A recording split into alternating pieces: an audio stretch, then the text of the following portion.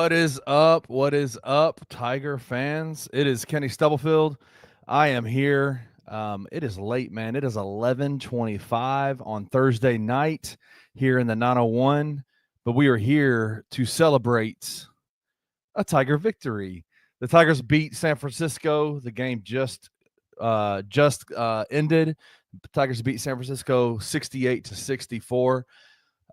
Man, in a super scrappy, super um, tough, physical, timely game for the Tigers. They are now 4-0 on the year, 4-0 in their non-conference schedule, heading to Maui next. But man, let some people join in. Excited to talk this game, man. Talk about this game. Roman Cleary is going to join me in a second. But yeah, it was a great win by the Tigers. Once again, came out and struggled in the first half. Both teams, I think, offensively struggled. There was a long period of time where both teams didn't score, multiple minutes at a time where both teams didn't score. Tigers were, I think they were down by maybe 5 points at halftime, something like that. No, they're down by 9 points at halftime. That's right. But yeah, it was ultimately came back in the second half like they've done in a lot of their games this year. I think the only game that they've had this year that they haven't had to make a strong comeback was during that Ohio game where they were up only by 5 and ended up winning by, double digits. But what a win by the Tigers. And I'm looking forward to Rowan will be getting in here in a second. But if you're watching this, man, join. The comment sections are open. If you want to join the chat, come over to YouTube. If you're on Twitter right now, come over to YouTube, Bluff City Media. You can hang out with with everybody that's in the chat. I will be posting comments from the YouTube chat in here. Timo comes in and says, sheesh, ugly win again, but we'll take it. Absolutely. Everybody's saying great win, great win. This got my blood pressure up. King Meeks, what's up, man? Got my blood pressure up again. Absolutely. This team definitely seems to be a team that likes to get our blood pressures up. We got Roman here. Let me get him in here real quick. Here we go. Oh, wrong button. Here he comes. Boom. Roman, my guy. What's happening, man? What's up, man? How you feeling, man? Man, in a way, obviously this was a really ugly game, a really ugly performance, but in a way, I feel like it was maybe Memphis's most impressive of the year because this is the best team they've beaten and played so far for sure in San Francisco. This is a team Absolutely. that owns a victory over the Mountain West preseason favorite in Boise State. So you got that. You have, all the things that were kind of against really both teams in terms of the officiating. It just the refs called every single little thing My in this God. game. You get a pretty, mediocre outing from PJ Haggerty, your lead scorer. So you have to look to other guys. And that was kind of a big question. Like, yeah, PJ Haggerty's, doing these great things and Memphis is winning right now. But what's going to happen if PJ Haggerty ever has a bad game? We saw that tonight. Dane just stepped up coming off the bench. Tyrese Hunter scored 11 points in the second half alone. Memphis outscored San Francisco, 46-33 in the second half after trailing by 9. And honestly, one of the only reasons San Francisco even got out to that advantage in the first place was because they got out to that 10-1 run to start the game. If that Right. doesn't happen, I don't even know how close this game really is at the end of the day. Yeah. Man, I mean, like, again, and I asked Penny Hardaway this question during the press conference, but we talked about this even at Bluff City Media this week. San Francisco is not a lot of Memphis fans might not know a lot about San Francisco, but they are a tough, scrappy team that's going to win a lot of games in the West Coast Conference. Talk to us a little bit about San Francisco. Like, were you coming into this game? Did you have a feeling in your head that this was going to be probably the toughest matchup they've had so far in the regular season? Well, I mean, I obviously looked into San Francisco heading into this game. I mean, I wrote a nearly 1,000 word preview for this that I published on on Wednesday afternoon. So, yeah, I mean, I knew a decent bit about San Francisco heading into this one. So, yeah, I knew this was likely going to be Memphis's toughest challenge. They were ranked, what, 52nd in KenPom and 72nd at BartTorvik.com heading in. Yep. The computers are really liking San Francisco right now. There's a reason for it. Again, they own a pretty good win over Boise State, and every single other opponent they played, yeah, they haven't been that good, but they've blown out all of them.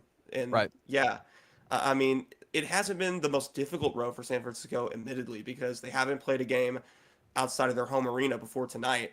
And again, they've had, And it was still in San Francisco, right? Like, yeah, yeah, and they've had a cupcake schedule besides Boise State, but they've looked very good and very impressive.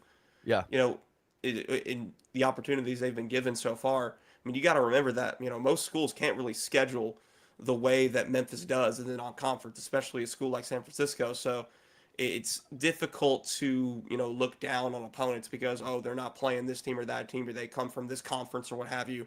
I mean, San Francisco is a really solid ball club. They're well coached. They have good players, yes. and they gave Memphis a really solid challenge tonight. Coming Yeah, into obviously announcement was made before the game that Musa was going to be starting over Dane Danger in the starting lineup. What were your thoughts on that? Like, did you have any thoughts, or was it more so just like, okay, whatever, they're kind of interchangeable? Like, what were your thoughts on the decision to start Musa in this game? to be honest, I was a little weary of it, just being Yeah. 100%, because I mean, you're 3-0. You've looked good. Yeah. Danger. I mean, he hadn't been the best, but he had played well in my opinion. I thought the change was kind of unnecessary, to be honest. I mean, why interrupt what's Yeah. been working? And again, we saw that San Francisco got out to a 10-1 start. I don't think that happens if Dane Danger starts in this game, especially, considering the way that he played tonight. Danger, I mean, not to spoil the later segment, but he was Memphis' best player tonight for sure, in my Absolutely. opinion. And I just think the decision was a little weird. It was very off-putting. And this isn't anything against Musa. Musa has also done his job. He's also played well. But, Yeah. why kind of mess with what works? And evidently my theory was proven correct. Yeah, I mean, I think there's one of the things that we can come to, I think, an agreement on with Penny Hardaway is that there's every once in a while going to be some lineup, maybe minute distribution decisions that are made that we're like, like what's that about? Like, why would he do that? I immediately when I saw that I was like, well, that's interesting. I wonder, what happened, and I wonder why, but it didn't shock me because it's kind of par for the course for Penny Hardaway. He's not afraid to tinker with his starting lineups and move people in and out and play players that haven't played a single minute outside of garbage time this entire year so far. Give them first minute halves. Like, this is our first minutes, like the first half minutes. That's what he does. And so it didn't necessarily surprise me. I do think that I think Dane, and I don't want to like you said, ruin the next segment, but I think Dane definitely stamped his his status on this team tonight, Yeah. right? Yeah, he Yeah, I def- mean, I don't think he'll be coming off the bench again moving forward. I well, very much doubt that. I mean, because I think what you saw is Dane has an ability to get the ball in the post and do some damage, right? And Musa just doesn't have that. Yeah, Musa has to flow off of really good guard play, screens, offensive boards, lob passes from guards, things like that. And I think coming into this game, like, the Tigers traveled to San Francisco yesterday. They've only had one sleep in California. It's a 3-hour yeah, time difference, man. yeah, Like, and they got a jet off to Maui tomorrow. yeah, and they're Well, actually, leaving to go. just two. It's only 2 hour difference because we're in Central Time. So Whatever, 2 hours. I yeah, think that uh, there is a level of kind of an expectation when you travel halfway across the country that there's going to be a slow start, I think, to a game, right? Like, you're going to have a slow start. Maybe those, legs coming off of a plane and not really getting a chance to acclimate to, new time zones and things like that. Jump shots feel like you're throwing them in through throwing it from 400 yards away. And I think a lot of times what you'll see what basketball teams do when to start off a game is they'll really pound the post really hard to get some buckets, to get some things loosened up. And unfortunately, Musa starting does not offer that for the Tigers. Dane is clearly an offensive threat in the paint. yeah, definitely. Just the way that he maneuvers and kind of manipulates defenders when he's down there. I mean, just the slight variations of what he does. He's just the best way I can describe it. His post moves are just tremendous. His footwork is really, really good. I think his threat as a playmaker also helps him tremendously. I mean, Yeah. he gives a lot of effort. He can rebound, and he just has really nice soft touch at the rim as well. I mean, he is a very, prototypical college post scorer. And Yeah. he hasn't gotten the opportunity to really show that so far because he's had limited minutes at Baylor and he's had limited minutes at Illinois. Yeah. But now that those restrictions have kind of been taken off, and he gets an opportunity to kind of lead the way tonight because of the bad night from Haggerty and Hunter. Yeah.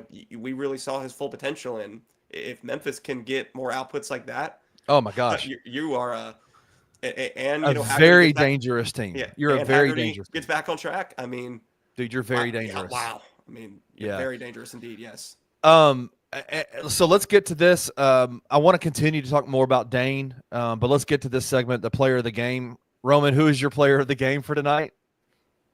Danger zone. Danger zone, baby. Danger zone. Dane Danger. They just updated the box score.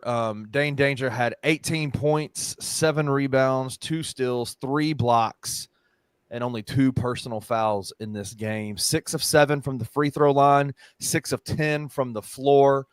Just 3 blocks, 2 steals. Sheesh. Dude. So this is what I want us to do. A lot of times when we start talking about, we start giving out player of the games, we look at offensive side of the ball. And I want us to talk about that a little bit. But, dude, we have to talk about Dane's defense, don't we? Because that was kind of the detractor on him. Yes. Dane's a good offensive weapon, but he may not be the best defender. He doesn't have the biggest skill set down there. And quite frankly, with all due respect, that just has not been what I've seen so far from him. Right. In all 4 of these games. I think he's shown himself to be a very capable defender. I saw the same thing when he was in Illinois. I saw him blocking shots all over the place, when he was with the Fighting Illini, when he had opportunities. And he's done the same thing here. Wait, what about Dane Danger has ever suggested that he's not a good defender? Because he's a good shot blocker. He has size. He has lateral movement. He's athletic. I mean, maybe the fact that he's slimmed down some has helped for sure. I mean, I can definitely, credit that. But I just don't understand where this theory ever came from that he's just not a good defensive player. That's just never really made sense to me because he gives effort. Again, he blocks shots. I just don't know what it is. I never understood what that is. I saw it at Illinois, and I've seen it here too. I think what you just said a few seconds ago is perfect. He gives effort. And I think that he is athletic enough and big enough to where when he gives the effort, things happen, right? Like you'll see guys give effort and it's like, nah, not a lot happens. When Dane gives effort, and Dane, I asked this question to Penny in the press conference, in the midweek press conference. I asked him, I said, has Dane's willingness to play defense changed your calculus when it comes to how you maximize your guard's defense? Like it changes it, right? Like we all know Musa's Big 12 defensive player of the year. The last time he played for Memphis had the #1 rated defense in the entire country. The last time that's happened for Penny Hardaway. And he just has proven, like we knew when Musa's on the floor, there's going to be defense played. And so there was a lot of questions coming in because you had such a clearly a defensive minded player in Musa that, okay, well, Dane's just the offensive guy. So that must mean he's not great on defense. But Dane has come in the last 4 games and has shown a willingness to engage on the defensive end of the floor that has been really impressive. And I think when I say willingness, I say his ability to move his feet, his lateral quickness, his ability. I mean, how many times I think he took the Williams kid from San Francisco and forced out of bounds baseline plays 2 times in that game where he moved his body well enough to where he got in front, cut the angles off and forced guy out of bounds. Like that kind of stuff is a game-changing type of effort given by Dane. Yeah, I think you can really say that about this whole team, really. Yeah. I mean, this team's engagement and intensity on the defensive end of the floor, I mean, it's just tremendous. It's quite frankly a far cry from what we saw last year. I mean, just being 100% honest, like this is the type of game that last year's team loses straight up Absolutely. because Absolutely. the 23-24 group, with all due respect, they just didn't have the personnel necessary to respond to the physical challenge that San Francisco presented Or the in this game. willingness. Like I feel you on the they had the I feel like they did have the personnel. They were that team was much bigger, right? Like that team was much bigger than this year's team. But one of the things that you see a level of intensity and composure on the defensive end of the floor that is something I haven't seen in a long time from Penny Hardaway's teams. And it even when they were down in the first half, I was just like, man, they're forcing tough shots, man. They are Oh no, locked in there was defensively. never a point in this game where I thought they were going to lose. Never. Right. I Even when they agree. were down 10-1, there was never a point in this game. Oh, it's over. They're going to lose. Yeah. Yeah. No, I agree. I agree. Uh, Talk to me a little bit about Dane's what you're seeing on the floor on the offensive side of the floor for Dane. Like what have you been impressed with? Is he doing things that has surprised you, or what was in terms of just today's game in general? Like what was the most impactful thing he did on the offensive side of the ball? Well, nothing has really surprised me too much. It's just the fact that he's able to manifest it in this kind of output and in this manner. Yeah. I mean, we knew that Dane was a solid post scorer, but I didn't, I guess, foresee him, I guess, just being this efficient with it and this precise and, this productive. I mean, because we just haven't been seeing that so far. I mean, you figured it was going to happen at some point, but I was more so thinking, okay, Dane is going to have a game where he goes off and he can't be stopped. But I was thinking that's going to be against Temple or Tulsa Yeah. or Rice or something. But Yeah. no, Yeah. against a group like San Francisco Yeah. that has played good teams and has beaten good teams, not just in recent seasons, but in this year as well. And are That is going to win a 4-0. lot of games this year. They're going to win a Yeah, lot of games this year. yeah. Like honestly, I wouldn't be shocked if this ends up as a quad one win for Memphis because 100%. San Francisco's going to be playing a lot of weak teams in the WCC. A lot of opportunities to drive those efficiency and computer numbers up, which could very much result in a top 50 net ranking. Now, because even though this game is in San Francisco, I think it is important for the people to know this is technically going to count as a neutral court victory for Memphis because this was not on San Francisco's home campus arena. This was at the Chase Center. This was in the Golden State Warriors arena. So technically a neutral site, So in order for this to be a quad one win, San Francisco has to finish top 50 in the net.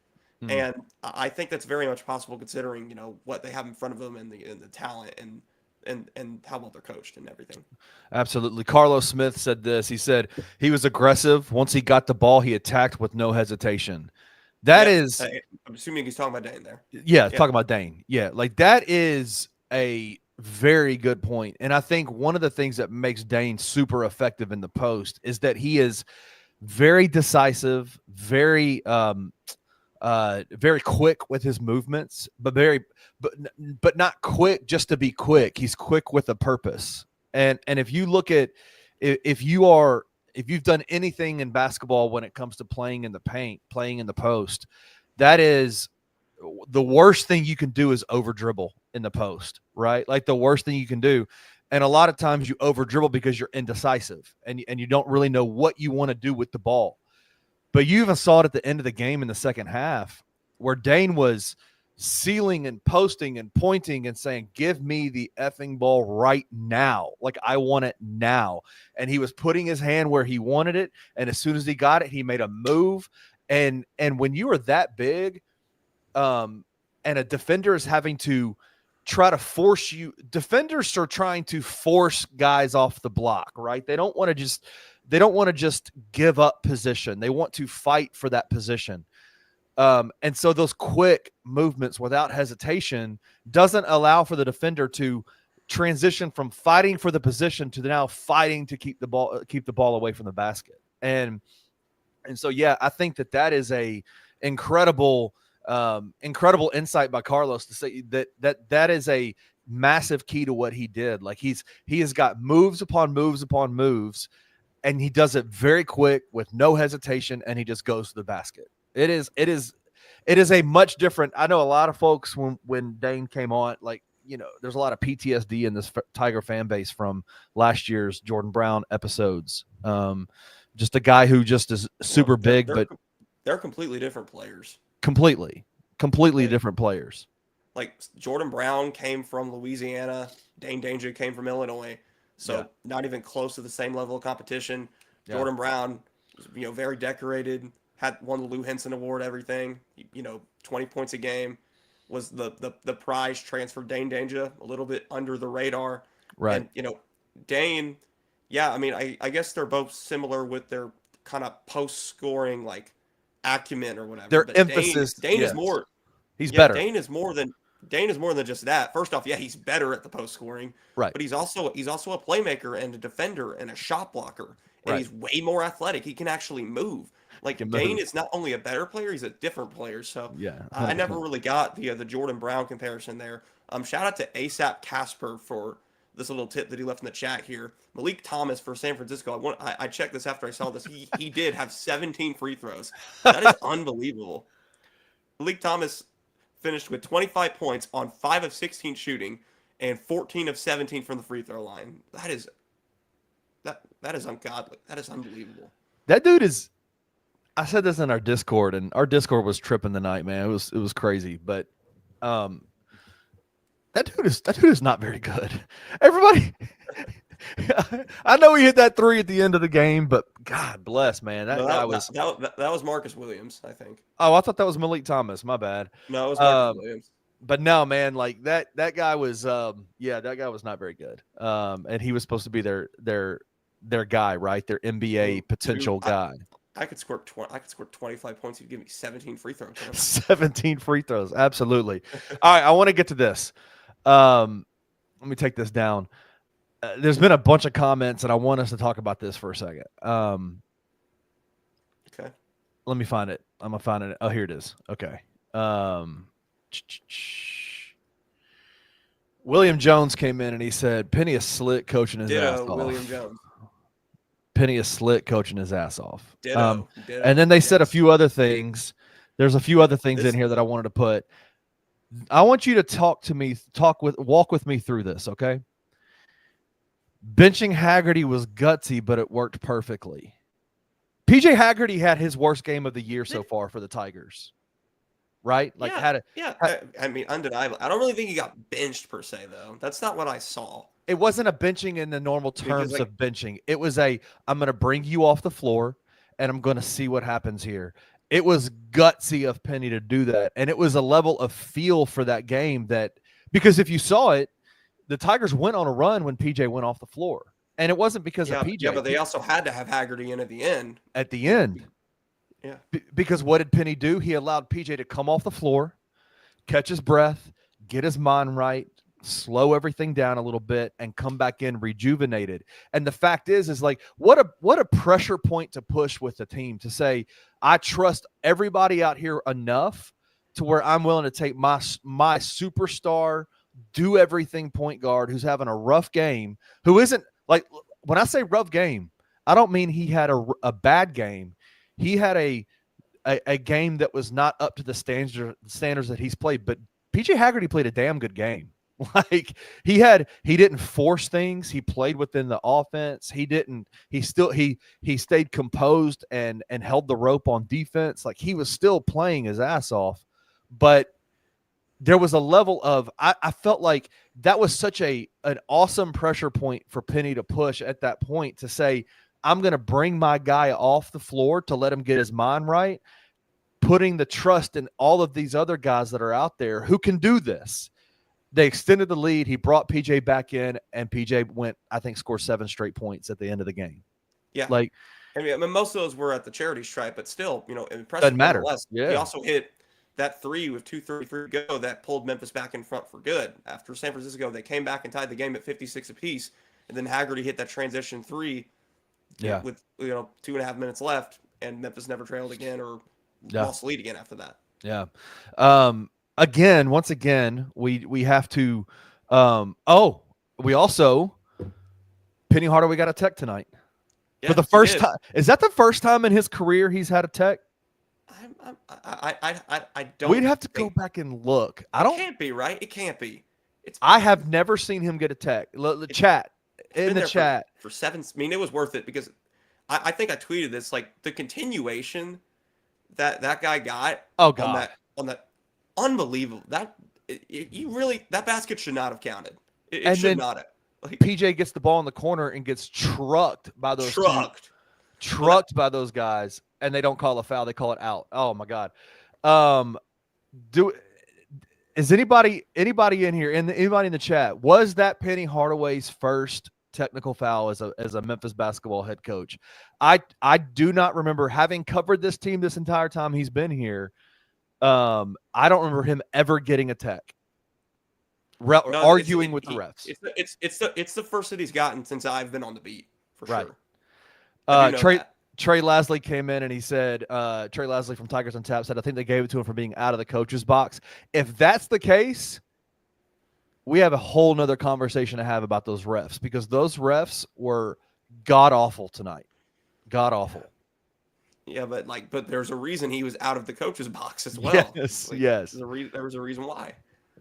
I don't remember. Trey is in the chat. I told Trey to come on the show. He's being a bum. He's probably getting his beauty rest and all that kind of stuff. But he said, I feel like he got one last year or the year before. I don't remember that, Trey. He did not get one. He didn't get one last year. I don't remember him getting one I can last almost year. hear. No, because again, this is definitely the first one he's gotten since I've been on the beat. I do know that. Listen, King, I'm in bed. Whatever. King Meeks came in and said, I think that's his first one in his career, period. I tend to agree with King Meeks. I don't remember him ever getting a tech. But if there was ever a tech needed, that one was deserved, right? Like that one was needed to be had. Like ASAP Casper came in and said January 2023 against SMU. We might need to check that. I don't know. January 23. Okay, so that would have been the Kendrick team. Was that versus SMU or at SMU? Because they played SMU twice. Yeah, that season. Was that SMU did you say last year? 2023? Was that No. January 23 would be Kendrick's team. That's right. Yeah, the 22-23 season. Okay. Season before I got on. Interesting. I was here. All right. We'll have to figure that out. If that is that, I don't remember that, but if that is, that's crazy. He's only number one. He's only had 2 techs in his whole career. If that's what it is. But anyway, Penny, obviously, one of the things that's becoming increasingly clear about this team is that they are they are very, very good at making second half adjustments. And again, they had to do it. They were down by 9 points at halftime. Sean Day says, have we talked about the halftime adjustments every game this season from Penny and his staff? And this is after firing his old coaches. He found himself a good crew. Yeah, I mean, I guess this is what happens when, I guess what's the best way to put this? Like, get rid of the the unnecessary pieces, and stick with the guys who are necessary and needed. Yeah. Not to get too deep into that or whatever, but yeah, the Penny's been great. I mean, if this holds, I mean, this has definitely been his best coaching job so far. I mean, what the work that he's done in these first 4 games. If it continues from this point on, it will definitely exceed what he did in 22-23 for me. Yeah. And I mean, you got to think that the staff that he's constructed here with Mike Davis and Nolan Smith, you definitely have to think that plays a part in that too. And I'll be honest with you, man, Jermaine Johnson, last time Jermaine Johnson was on the bench, they had a fantastic defense. Jermaine Johnson is the defensive specialist for this team. He is the guy that is known for his defensive understanding, and he is definitely him being on the bench has definitely kind of solidified that area, even though we know that's what Penny is all about too. But Jermaine being on the bench has helped in that regard. There's another thing. Go ahead, Roman. Yeah, Memphis is now up to number 33 in KenPom with the victory, and number 25 in adjusted defensive efficiency. Number 25 in adjusted defensive efficiency. Yeah. Help me understand what adjusted defensive efficiency is. So it's basically the regular defensive efficiency stat, but like it's adjusted for like KenPom's like metrics. Got you. Okay. Yeah. Man. And yeah, which is, it takes into account like, the competition you've played and things like that. Right. Another thing that I noticed about Penny that I'm really seeing, just kind of sticking on that topic of Penny Hardaway's coaching this year, because I'm in agreement with everybody that's saying this. I'm in agreement with you, Roman. Penny is coaching his ass off this year. He is pushing all the right buttons. I said this: if you're not watching Memphis basketball, Memphis Tiger athletics, behind the scenes videos that they're putting out, I think they're calling it like Our Road. Our Road. That's what it yeah. is. Yeah. Done. They put out 5 episodes so far. Yeah, and it's shot and edited by my guy Zach Wall over at the University of Memphis, and it is awesome stuff. And one of the things that I retweeted the episode from this week, it was before the Iowa game or the Ohio game, excuse me, and Penny was talking to the team. They got some behind the scenes stuff, and I love that. I love the behind the scenes, like locker room type stuff. Like that stuff just gets me jazzed up. But Penny was talking to the team, and his message was so good, man. And that's one of the things that I tweeted out. I said, man, if y'all aren't watching these, you are missing out on seeing Penny Hardaway pushing all of the right pressure points in terms of the what he's saying to this team, the messages that he's giving to this team, the encouragement that he's giving to this team, the things that he's saying. It is phenomenal stuff. And that is translating, I think, to on the court, where he is not only presenting the right things, the right messages to the players, but also on the same time on the floor, he is doing things that I think are so we have not seen him do in his first 6 years as Memphis head coach. And I'll give you an example.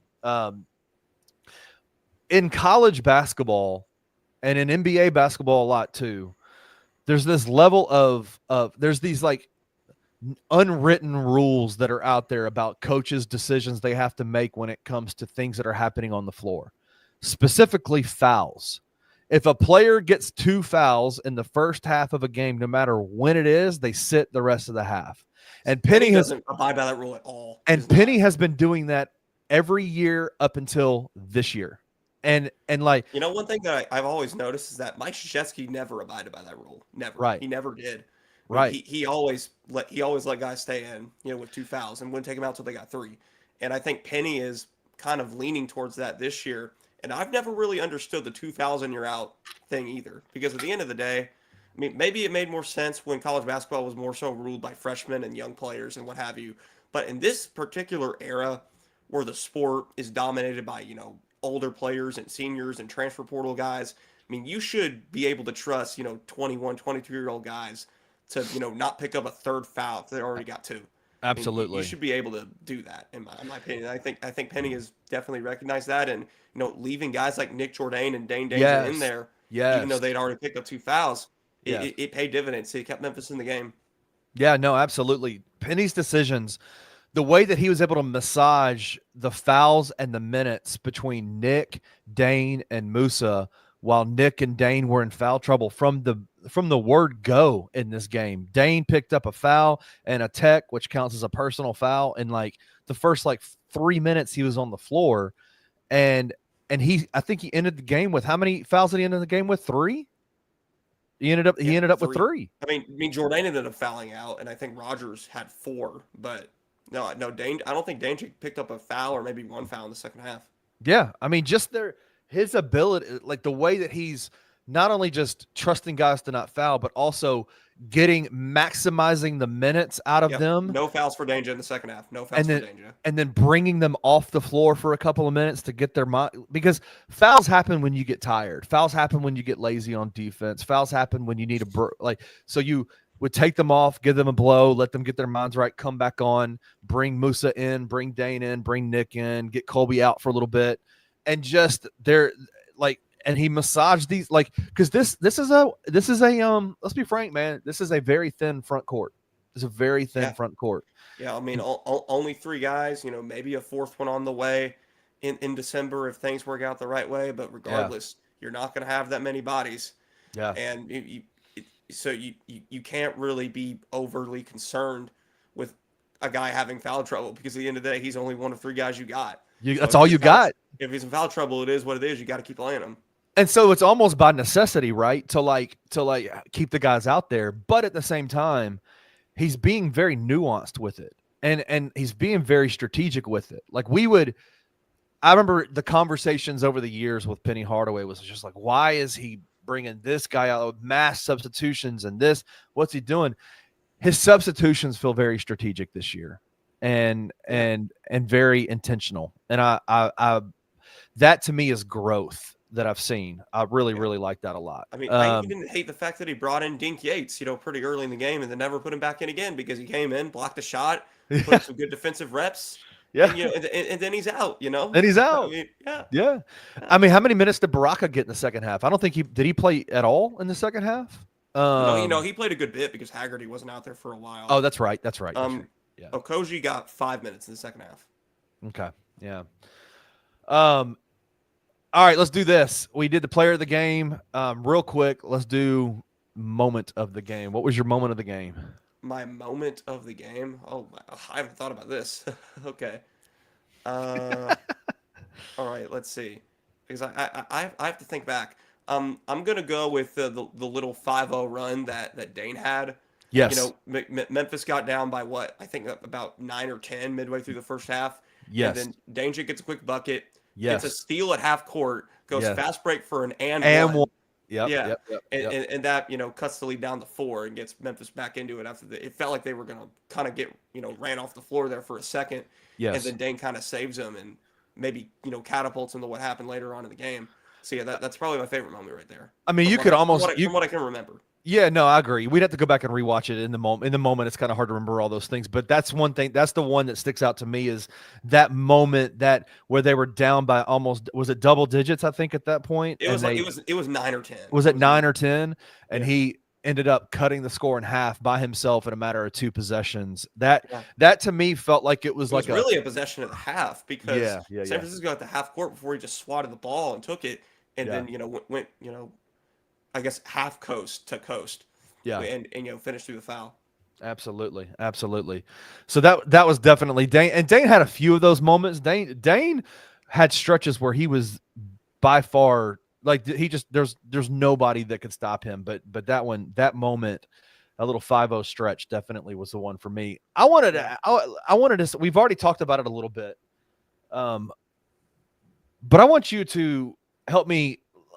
Let's walk through this. I typed this like defense travels. The Tigers are about to be on the longest road trip that they've been on, that they will have gone on since last year's 15-day road trip. yeah. I Which, mean, yeah, they had a 6 game road / neutral court trip last year. It's right? down to 4 this year, so it ain't as long as it was last year, but.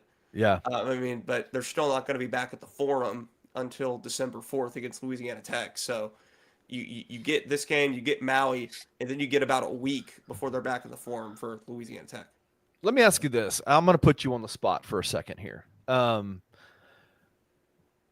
Tigers were before they went to the Bahamas last year. Before they went to the Bahamas last year and played in Yeah, that tournament where they yeah, beat Michigan. Battle for Atlantis. Yeah, Battle for Atlantis. They beat Michigan, beat Arkansas, then got smoked by Villanova in the first half, and ended up playing them in the second half, but ultimately lost the game by a lot.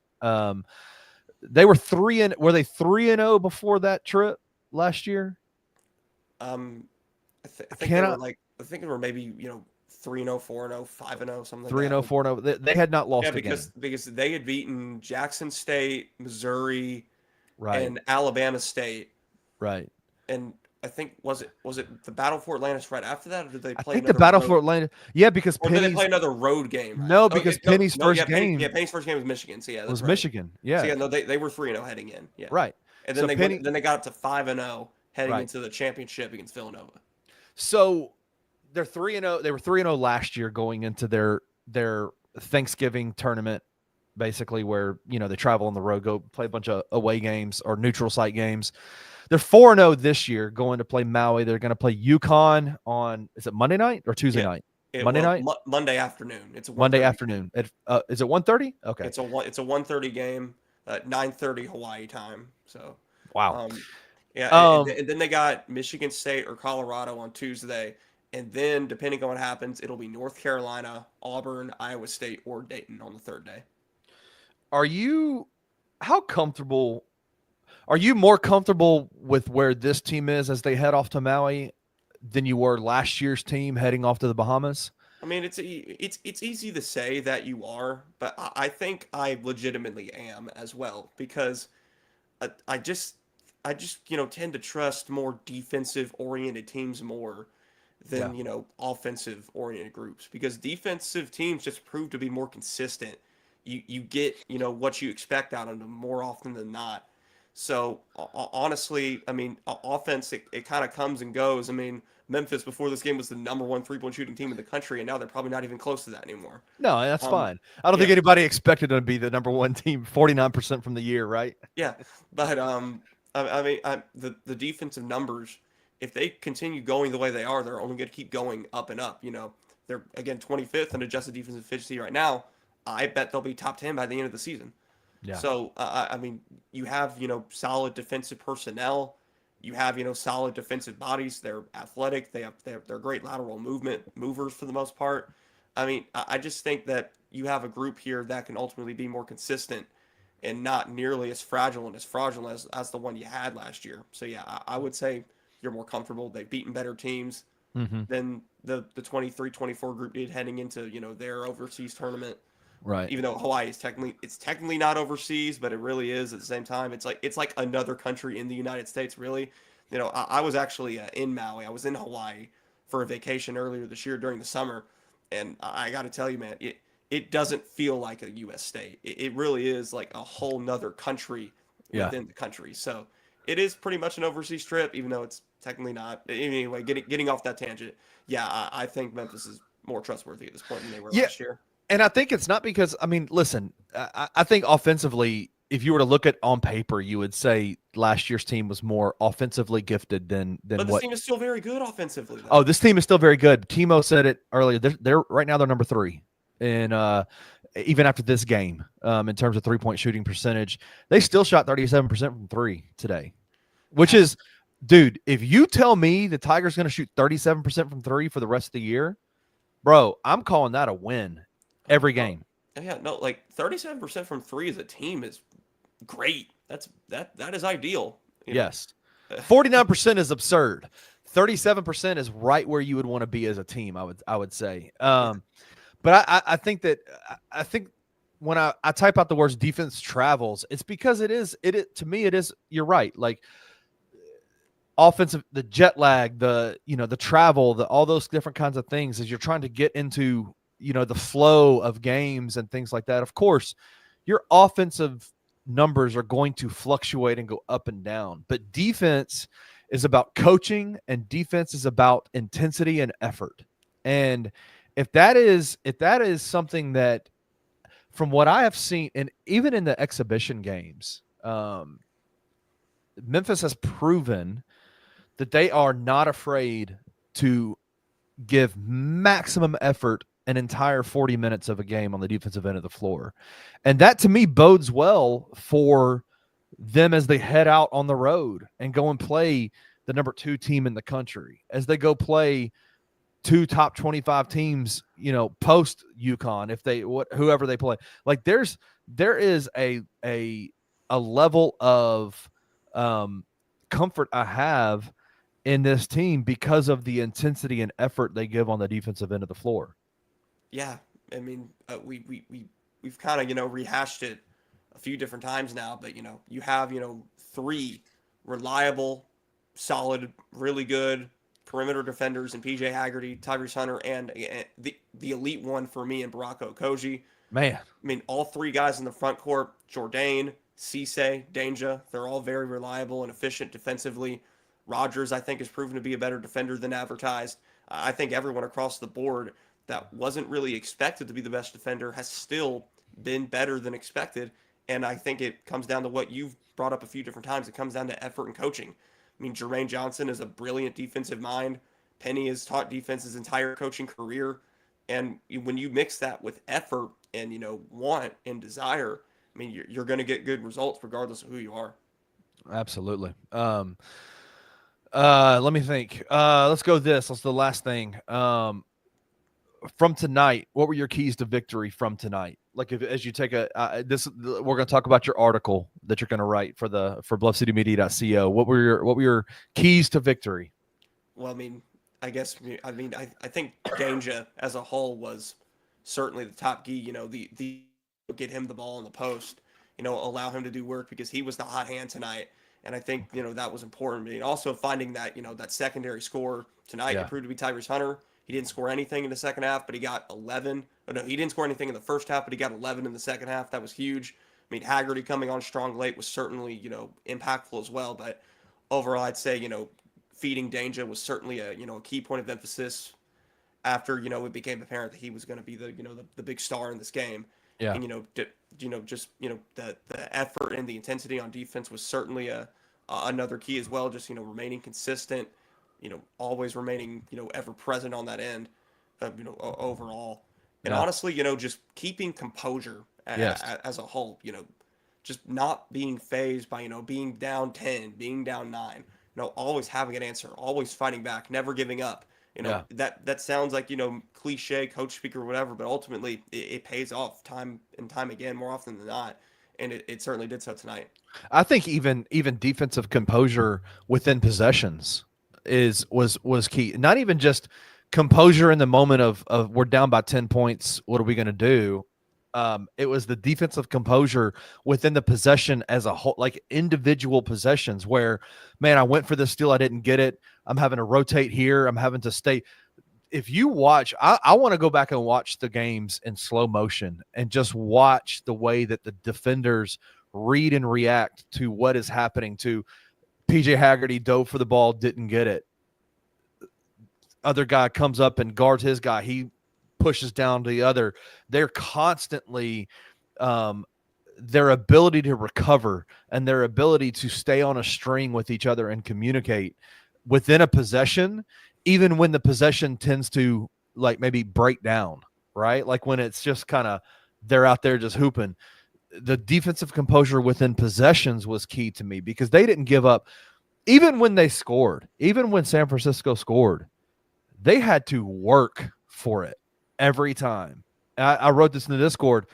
This team's defense has opponents' offenses in hell for an entire 40 minutes. And if you can do that for a year, if you can do that for game upon game upon game of playing defense that way, you are going to win a lot of games in college basketball. Yeah, and honestly, looking forward to Monday, if they want to have a chance against UConn, they're obviously going to have to be more efficient offensively. You Yes. definitely cannot afford to have the first half that you had tonight, but this kind of defense is good enough to knock off UConn if things go right. I mean, Right. Memphis has a chance to win that. I truly believe that. I mean, they have it is again offense to offense. I think you're right. I think they're going to have to come out and click from the jump offensively to be able to hang with UConn. But again, I would also tell you Memphis's defense is going to keep them in that game. Like Memphis's defense is the ultimate disruptor. Yes. Like it is broken game plans with multiple opponents. We saw it with UNLV. With how badly they performed in the second half. I mean, Missouri got absolutely wrecked by the defense in the second half in that game. And San Francisco was offensively wrecked for pretty much the whole game. I know it didn't My feel like God. it because of how bad Memphis was offensively in that first half. But San Francisco was pretty bad for the whole game, to be honest. They just weren't as bad as Memphis in that first half. And then when Memphis turned up, offensively in the second half, they really separated themselves. And honestly, that's why I say if San Francisco didn't have the 10-1 start, Memphis wins this game by double digits. 100%. And I would say this, what Memphis did defensively to San Francisco in the second half was they basically forced they funneled it to Malik Thomas and said, you're gonna have to beat us, right? Like we're not giving anything else up. And like Tyrone Riley, they didn't let him get anything. he didn't get he got anything. Like tonight. He's their leading scorer. He's been their best player by far so far. The freshman, but he's got nothing. He did nothing. Absolutely nothing. 2 points. It was a classic Penny Hardaway. I'm going to target your best player, take him out of the game, and make everyone else beat us. And 100%. he won that game once again. Yeah, man. They played Yeah, I can't talk enough. Like, listen, I know there are a lot of folks ugly win, ugly win. That was not an ugly win to me. That was a beautiful team win on the road in California, time zone difference against a solid San Francisco team. And I think the better team won tonight. I think that they went out and flexed their muscle, and I think that they physically outclassed San Francisco tonight. Yeah, they were 13 of 27 from the floor in the second half. I mean, what more do you want? Yeah, I agree. 42% from three in the second half as well. Yeah, awesome stuff. Well, listen, Roman, where can folks find you at, man? Well, I mean, you can find me, on X or Twitter. I haven't left. Trust me, I'm not going to leave. Are you going to Blue Ski? Uh, Is it Blue Sky or is it Blue Ski? Blue Sky. I mean, I don't know much about it. I mean, do you think I should go? I mean, I don't know. I mean, I don't know, man. like, Are you going to leave X and go to Blue Sky? no, I'm not. I'm not gonna protest for the sake of whatever. I just ain't. Are we protesting, Roman? Are we protesting? No, I mean, okay, no. No. But no. Trust me, I'm not leaving X. I'm not leaving Twitter, and you can find me on there. From this point on and moving forward for sure at Roa Clear. That is ROA Clear. That's my handle on other social media platforms as well. Yep. And of course, you can find my stories and my articles or whatever you want to call them on bluffcitymedia.co. Those are up pretty regularly.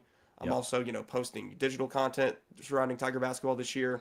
On the BCM Twitter account, so you can find that as well. I am the Tiger basketball beat reporter for yes, Bluff you City are. Media. So yeah, you can find me at a myriad of places there. I'm gonna put you on the spot before we get out of here. Score prediction for Monday. Score prediction for Monday. I'll go 80-76 UConn. Say that slower. 80-76 UConn. 80-76. Okay. Listen, man, I'll tell you this. If you can tell me that the Tigers can go on the road to Maui and lose to the number 2 team in the country by 4 points, I'll call that. But let's get a win, right? Let's go get a win. I mean, we'll see. We'll see. All right, Roman, great job. Tiger fans, hey, it was a fun night, fun game. I know you're up late with us. It's 12:15 here in Memphis. Tigers win 68-64 against San Francisco. Tigers were led by Dane Danger, who had, 18 points, 7 rebounds, 2 steals, 3 blocks, and shot the ball 6 of 7 from the free throw line. Tyrese Hunter had a game in the second half, scored 9 points in the second, or 11 points in the second half, something like that. Just overall good team win. But we will see you back here on Monday afternoon after the Tigers face off against UConn in the first round of the Maui Invitational. We'll see y'all soon. Thank you for listening to this episode of Tigers Live. If you enjoyed this episode, like and subscribe to Bluff City Media's YouTube page. For comprehensive coverage of all things Memphis sports, head over to www.bluffcitymedia.co and find out how you can become an insider. We will see you back here next time.